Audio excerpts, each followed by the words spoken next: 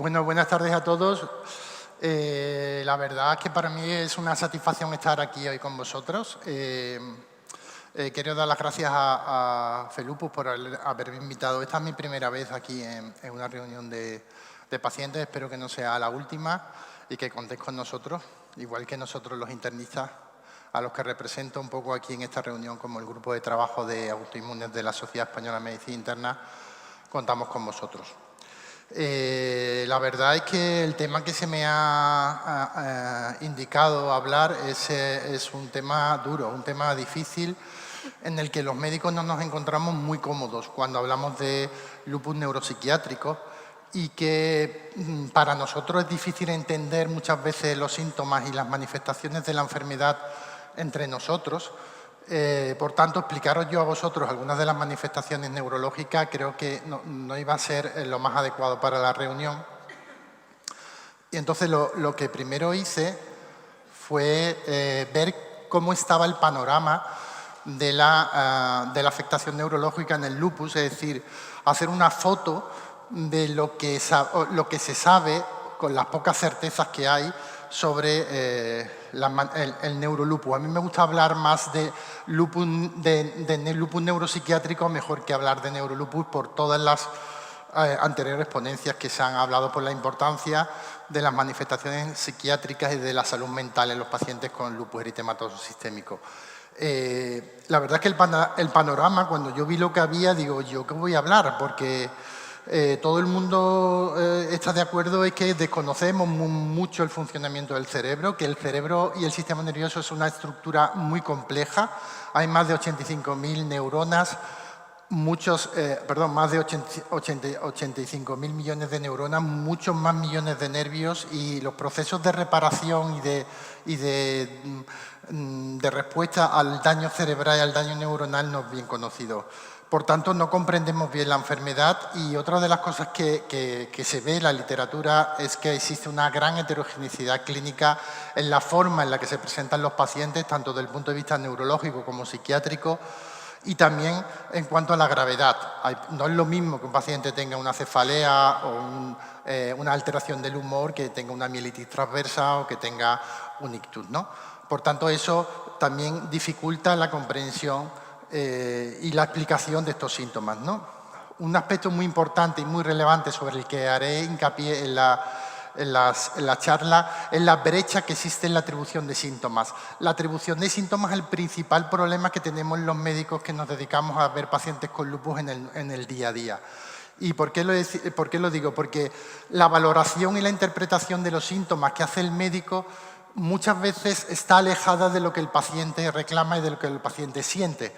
Por tanto, habitualmente tenemos mucha dificultad en atribuir que un paciente nos cuenta que tiene una cefalea o que tiene una crisis convulsiva, atribuir esa manifestación a que está producida por el lupus. Realmente no nos sentimos cómodos y muchas veces evitamos preguntar ciertas preguntas, sobre todo en salud mental, que veremos que nosotros, los médicos que nos dedicamos a esta entidad, no estamos bien preparados desde el punto de vista de la salud mental. Evitamos hacer preguntas para no tener que dar una respuesta incómoda para nosotros. Y después tampoco hay muchas novedades en cuanto al diagnóstico y al tratamiento.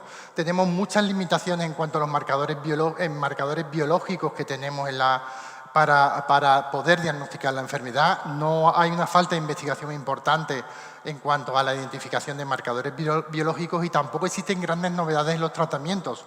Después hablaremos de opciones de tratamiento, pero normalmente cuando un paciente tiene un lupus neuropsiquiátrico o una afectación neurológica en el lupus no suele ser planteado para un ensayo clínico, y por tanto se escapan estas entidades de los estudios de investigación. Con este panorama digo, ¿yo cómo voy a hablar a estas personas de lupus neuropsiquiátrico? Entonces tuve que apoyarme en dos cosas, tuve que apoyarme en dos fuentes, porque creía que vuestra preocupación y vuestra incertidumbre tenía que ser capaz, desde mi punto de vista humildemente, poder contestar a las preguntas y a las necesidades que teníais. Entonces, por un lado, yo sigo a ese hombre que es Chris Wynkoop, que es un reumatólogo que trabaja en el King College de Londres y es un colaborador habitual del Lupus Europa y él está muy sensibilizado en la salud mental.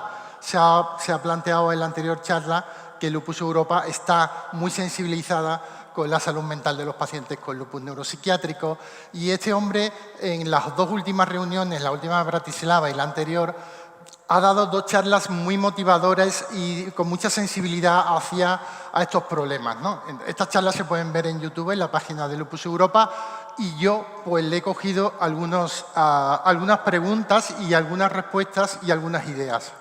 Y por otro lado, he tenido que acudir a la inteligencia artificial. La inteligencia artificial regenerativa. Yo creo que es algo que está aquí, que es un presente y que creo que honestamente tengo que compartir con vosotros y no sé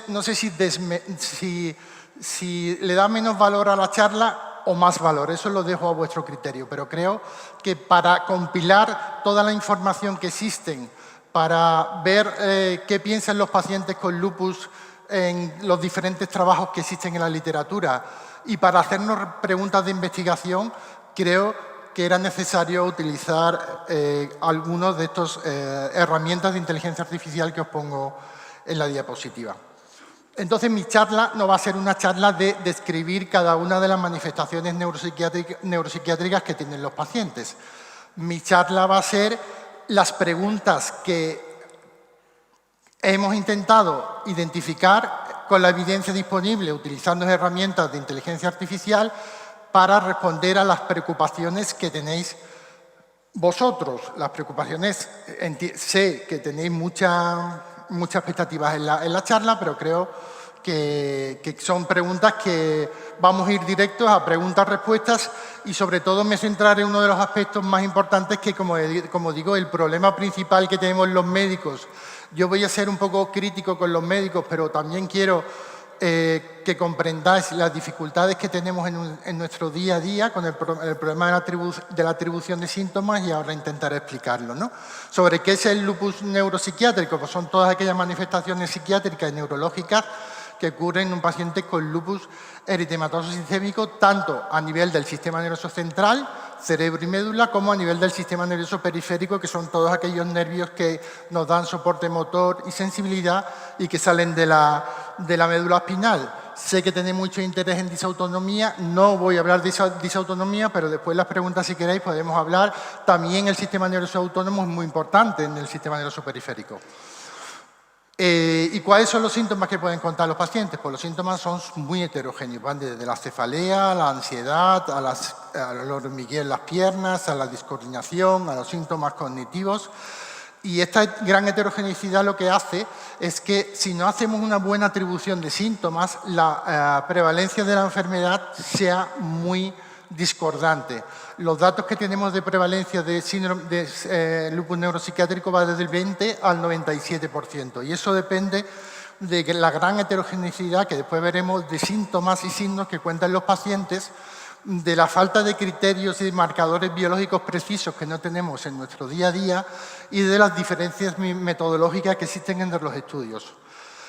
Por tanto, una de las que va a matizar de forma importante esta dispersión de la prevalencia va a ser los desafíos que tenemos en nuestro día a día en la identificación de los síntomas que los pacientes nos cuentan y que no están en nuestro repertorio habitual de síntomas que veremos cuáles son, ¿no? Entonces, lo que sí también parece claro que dependiendo de diferentes modelos de atribución, si el modelo de atribución es muy proactivo para identificar síntomas, pues esta prevalencia subirá y si el médico es restrictivo en cuanto a la identificación de estos síntomas de salud mental, por ejemplo, deterioro cognitivo, pues esta prevalencia disminuirá. Probablemente la prevalencia, todo el mundo está de acuerdo en que está subestimada y que a lo mejor probablemente esté en el medio de ese rango, ¿no?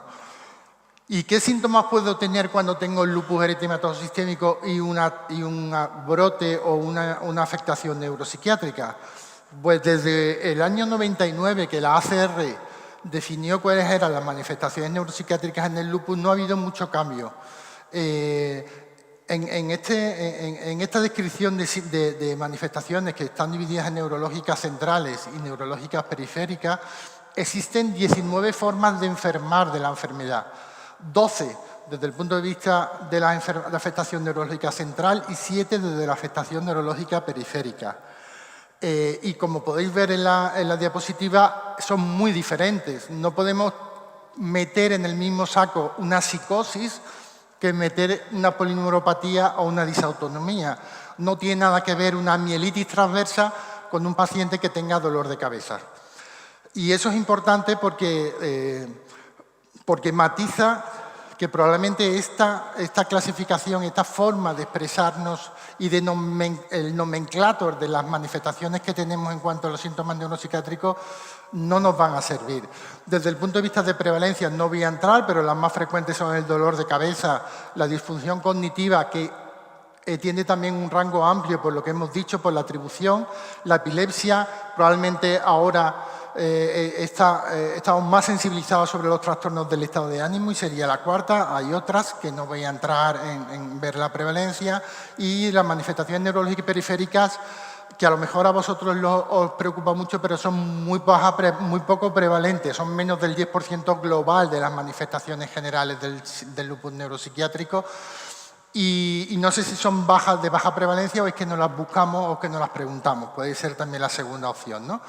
Y después, esta tabla o esta descripción de síntomas no sirve tampoco porque las manifestaciones del lupus tampoco ponderan lo mismo cuando vamos a identificar un paciente que está en brote. Es decir, son 19 manifestaciones, pero los médicos solamente preguntamos 7, que son las 7 que están en el SLEDAI.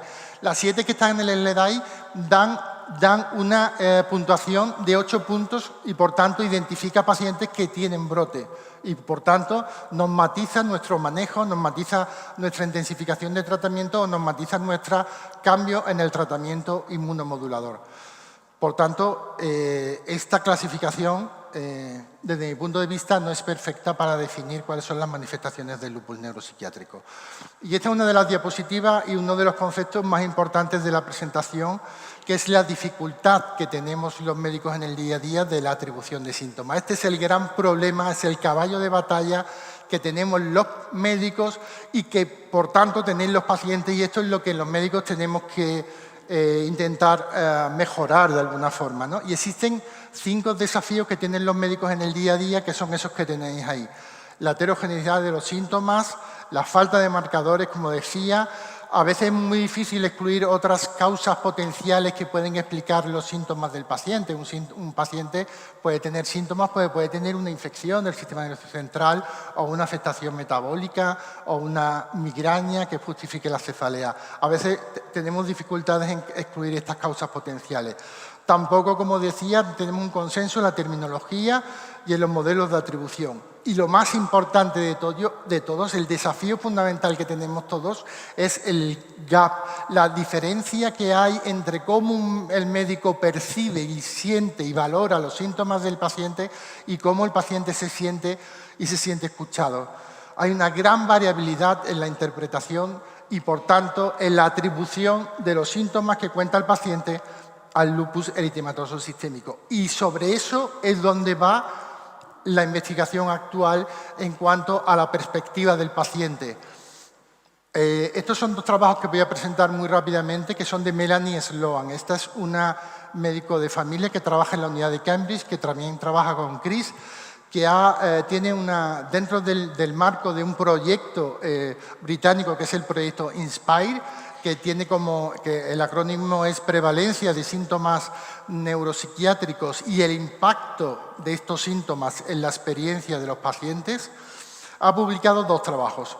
En el primer trabajo lo que se hizo fue preguntar a pacientes y a médicos sobre 13 dominios. Son esos 13 dominios que tenéis ahí, que no son dominios desde el punto de vista del diagnóstico, son dominios desde el punto de vista de los síntomas o de descripción de síntomas. Y entonces lo que se pudo ver ahí, como veis en la diapositiva, es que los síntomas considerados indirectamente relacionados no atribuibles a menudo recibieron menor prioridad para su discusión y tratamiento. Eso quiere decir que si nos vamos a la parte de arriba de la tabla, en rojo la valoración del paciente, en azul la valoración del médico. Había un gap importante en lo que el médico consideraba que era una alucinación, visual y lo que el paciente decía que tenía, ¿no? Decía un 5% en el médico frente a un 20% del paciente. Existía un 20% de pacientes que no estamos identificando como síntomas. Y las principales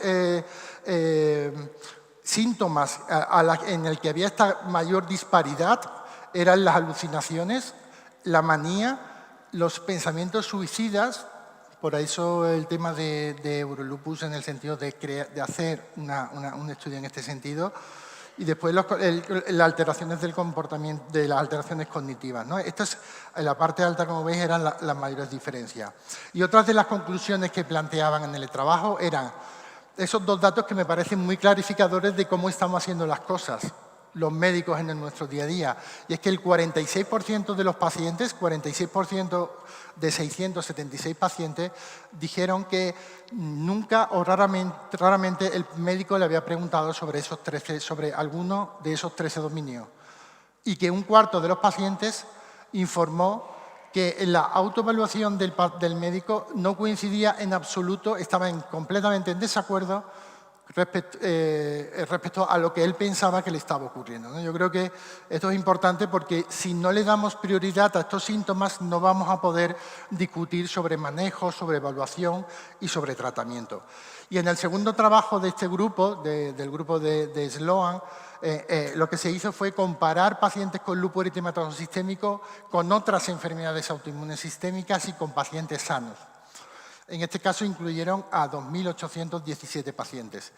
Y lo que vieron es que en el lupus las manifestaciones neuropsiquiátricas y en concreto las manifestaciones relacionadas con la salud mental eran más frecuentes que en otras enfermedades autoinmunes, incluyendo artritis reumatoide, vasculitis, miositis, etc.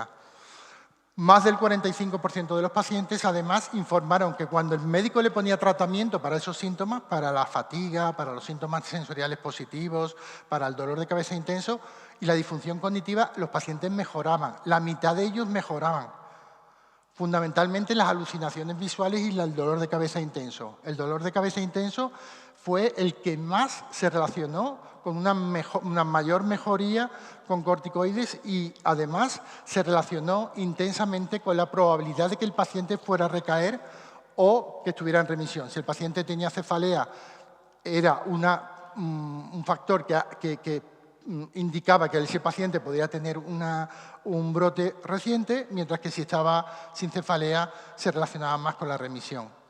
Y otra cosa muy importante que tampoco se ha hablado mucho, y es que cuando reconocemos los síntomas neuropsiquiátricos en los pacientes de forma temprana, estos pueden indicar la necesidad de optimizar el tratamiento porque pueden indicar brotes a corto y medio plazo. Por tanto, la identificación de estos síntomas neuropsiquiátricos es un deber en nuestro día a día. Por tanto, se ha desconfigurado un poco, pero bueno. Por tanto, eso de que nos preguntan los pacientes, ¿los síntomas están en mi cabeza? Pues no, los síntomas no están en tu cabeza, los síntomas existen. Y cuando un paciente te cuenta que su déficit cognitivo es un problema para él, es un problema para todos y es un problema para el médico también. Por tanto, tenemos que tener en cuenta que muchas veces dejamos de lado pues, la opinión del paciente, ¿no? Y las conclusiones de este grupo de estudios, de esta doctora, de estos doctores británicos, son que existe una gran variabilidad en la opinión y la atribución de síntomas en los médicos y una falta de consenso en la terminología. Y una cosa muy importante que me ha parecido interesante y es que cuando un médico prioriza un síntoma, el primero que se escucha es a él mismo. La primera valoración que hace, la primera evaluación del médico de él es la primera que tiene en cuenta. En segundo lugar, agarrarse a algo, a tener una prueba diagnóstica que le diga que ese síntoma está producido por el lupus. En tercer lugar, se va al médico senior y le pregunta si él cree que ese síntoma está producido por la enfermedad y en último lugar le da opinión al paciente. Pero también tengo que decir que no todo síntoma no todo es lupus, como decía aquel, y también hay otras causas de síntomas que están en relación a las manifestaciones de los pacientes. Además de los efectos directos de la inflamación, también un paciente puede tener un daño previo. Un paciente ha tenido manifestaciones previas y puede tener un daño crónico, un daño ya instaurado. Hemos dicho que los procesos de reparación del sistema nervioso central son escasos o nulos. También no olvidar que los tratamientos de lupus son tóxicos y que, por tanto, podemos tener toxicidad de los fármacos y que se pueden confundir con las manifestaciones del lupus, los corticoides en las alteraciones del humor, en la ansiedad, en la manía, las infecciones por el efecto inmunosupresor, o bien que el paciente pueda tener un diagnóstico psiquiátrico primario que sea concordante, que lo que se hablaba antes, en el caso que pueda ocurrir además del lupus, ¿no? Y esto se agrava con dos situaciones que quiero decir. Uno es que la mayoría de gente que nos dedicamos a ver pacientes con lupus estamos fatalmente preparados para atender a pacientes con enfermedades, con síntomas neuropsiquiátricos. Neurológicos un poquito, pero psiquiátricos y aspectos de salud mental estamos muy mal preparados y ahí tenemos que hacer mucho recorrido. Y por otro lado, que la identificación, estos a veces se juntan y son todos estos factores son los que están y a veces es difícil diferenciar cuál es el factor subyacente que está detrás del síntoma. ¿Y por qué se produce? Esto va a ser difícil que yo pueda explicar aquí en un minuto, pero quiero que quedéis con la idea de que existen dos vías de activación del sistema nervioso cuando se activa desde el punto de vista del lupus. Hay una vía autoinmune o inflamatoria en la que existen dos cosas que son relevantes. Uno, es la rotura de la barrera hematoencefálica, ya se ha dicho, y se pierde lo que se llama el privilegio inmunológico del cerebro. El privilegio inmunológico del cerebro es que tiene capacidad para reconocer sus propios antígenos, está aislado de cualquier otro sistema inmunológico y es capaz de suprimir el sistema inmune local. Cuando se rompe la barrera hematoencefálica, se pierde ese privilegio inmunológico y aparecen anticuerpos sistémicos que pueden cruzar esta barrera inmunológica y ya se activa la microglía, que es el sistema inmune del cerebro, y se produce una activación, una liberación de citoquinas inflamatorias, se activa el sistema inmune local, se excreta interferón en sus diferentes fórmulas y se produce esa inflamación ya local, no tanto sistémica. Y después la otra vía sería la vía isquémica trombótica, que está mediada fundamentalmente, como se ha dicho, por los anticuerpos antifosfolípidos, que también cuando se rompe esta barrera hematoencefálica se produce una difusión de estos anticuerpos y una disminución de la perfusión y se produce lo que se llama una vasculopatía trombótica, que es la responsable de las manifestaciones vasculares que tienen los pacientes con lupus, como el ictus, los AIT, la afectación del pequeño vaso, que tanto se relaciona con el déficit, con el deterioro cognitivo, el síndrome antifosfolípido en su contexto, incluyendo otras manifestaciones, y cuando se asocian los anticuerpos antifosfolípidos con factores de riesgo cardiovascular, incluyendo la edad, el tabaquismo, la diabetes o la dislipemia, se produce un fenómeno de aterosclerosis acelerado que también empeora las manifestaciones de los pacientes.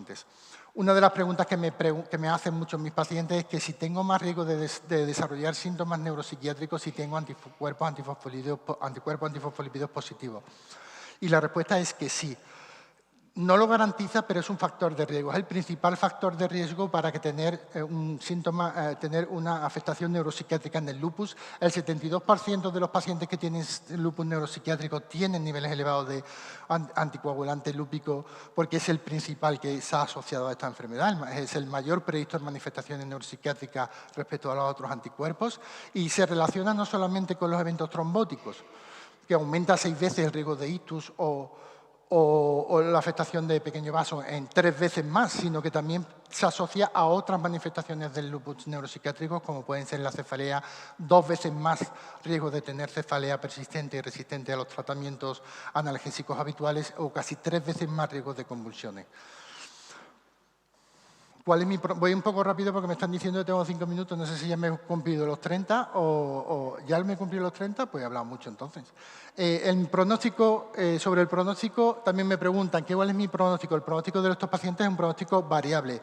Va a depender fundamentalmente del número de brotes que haya tenido el paciente, de las manifestaciones, si son graves o no, y de la respuesta al tratamiento. El deterioro cognitivo marca el pronóstico de los pacientes con un lupus neuropsiquiátrico. La presencia de deterioro cognitivo hace que los pacientes no tengan un peor pronóstico vital, pero sí un menor pronóstico del día a día, del funcionamiento del día a día. Por tanto, es un factor que tenemos que ver a la hora de establecer el pronóstico de nuestros pacientes. Y el tercero, el más importante, y uno de los más importantes, es la adherencia al tratamiento. Si los pacientes que tienen alteraciones neuropsiquiátricas y hacen mal el tratamiento, se sabe que tienen un peor desenlace que aquellos que lo hacen correctamente. Sobre depresión y ansiedad no voy a hablar mucho porque ya se ha hablado y se ha quedado pillado.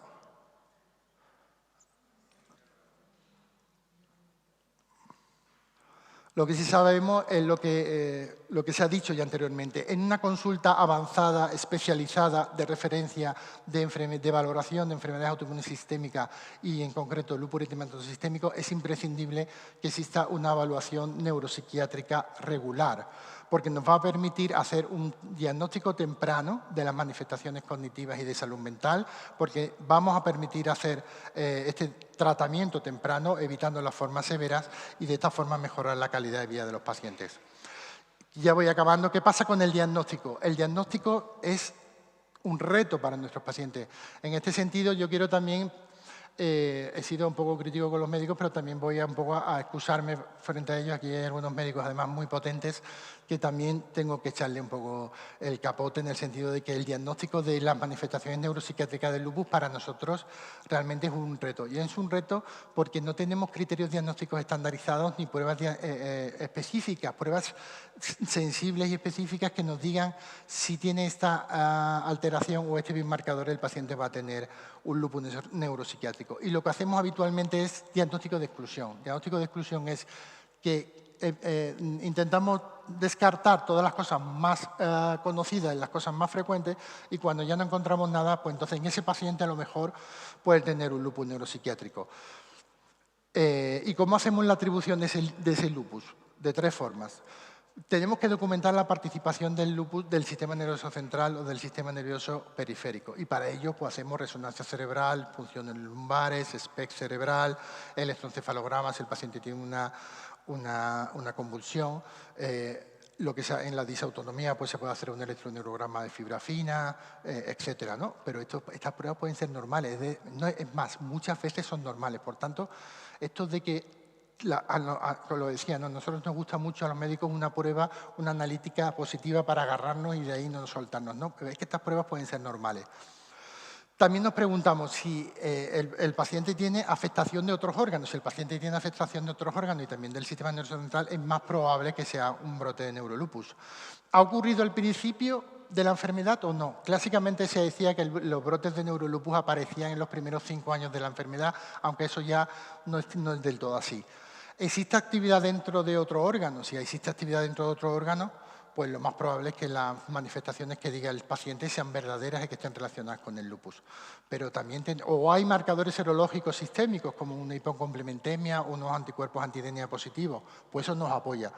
Pero también sabemos que el neurolupus o el lupus neuropsiquiátrico puede aparecer de forma independiente de afectación en otros territorios, y además clásicamente se sabe que también puede aparecer independientemente de la actividad serológica periférica.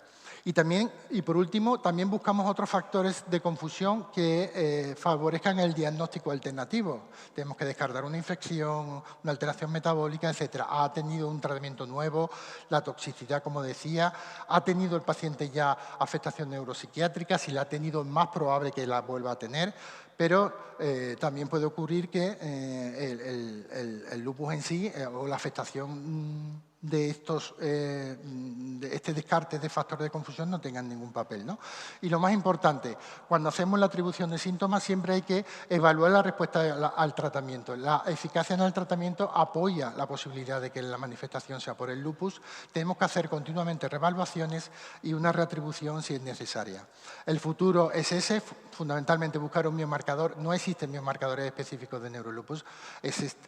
Clásicamente se hablaba de que había una relación, pero no con los antivirales ALP, los anticuerpos anti-MDA o los anticuerpos anticomplemento, pero estos marcadores no son específicos, no son diagnósticos, se relacionan o pueden aumentar el riesgo, pero no son diagnósticos.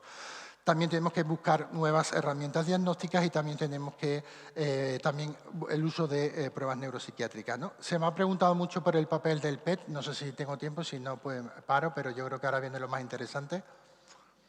Es que el PET es una prueba que estamos utilizando en nuestra práctica clínica como ayuda a la toma de decisión, como ayuda a la atribución del síntoma.